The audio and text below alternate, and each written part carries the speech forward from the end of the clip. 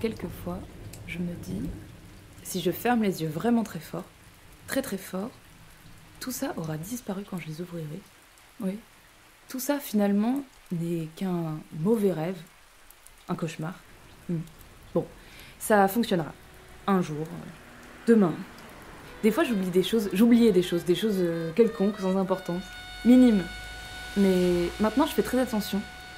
Oublier un détail insignifiant de prime abord peut provoquer un drame. Le détail est devenu une chose importante. Il ne faut rien oublier.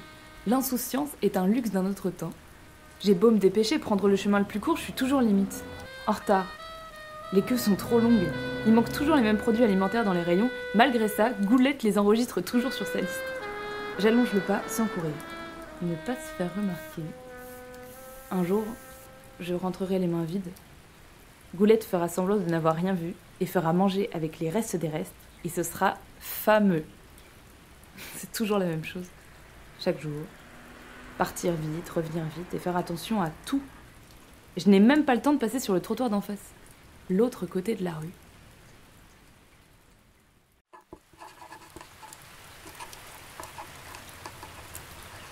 Je n'aime pas les bulletins météorologiques.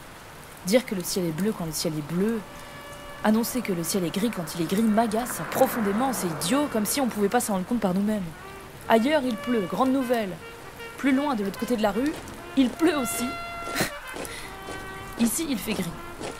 Depuis longtemps. Très longtemps.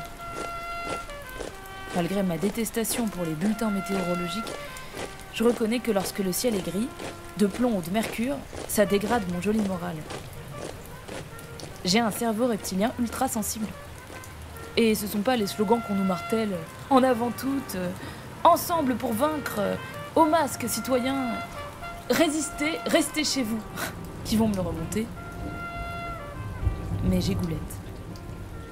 Elle me dit une bêtise et ça me fait rire. Elle se plaint pas. Jamais. Avec elle, c'est toujours le retour du soleil. Fin du bulletin météorologique.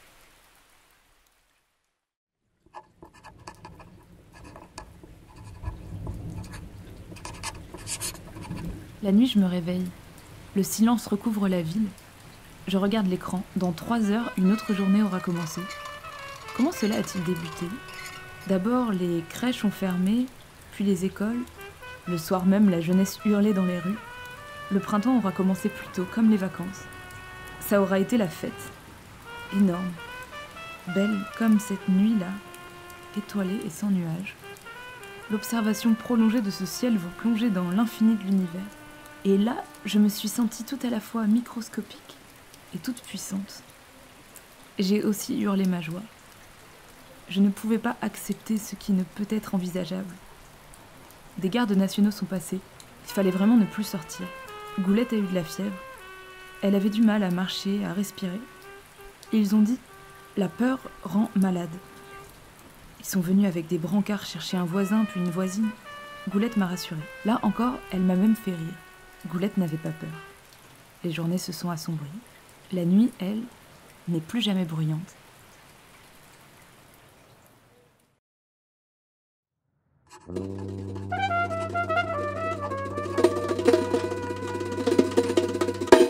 La cafetière de Foucault est une casserole rectangulaire destinée à finir dans un coin de placard.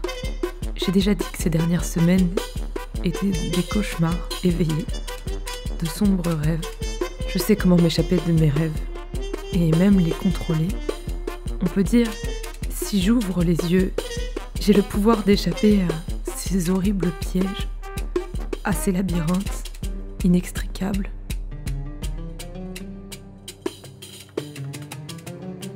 Mais quand nous rêvons, nous ne savons pas que nos yeux sont fermés. La seule réalité physique, ce sont les larmes qui coulent sur mon visage endormi. L'évidence de dire « je vais me réveiller » ne suffit pas à échapper aux dangers terrifiants qui guettent dans l'ombre. Je vais fuir de là, malheureusement, ça ne veut pas dire « je vais me réveiller ».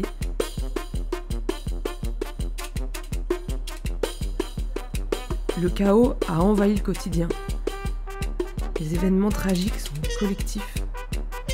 L'angoisse est permanente, répétitive. Le chaos s'est infiltré à l'intérieur de nous, dans nos rêves. Et nous restons seuls avec lui. La claustration est perpétuelle. Il faut que ça finisse. Écarte-toi, cauchemar.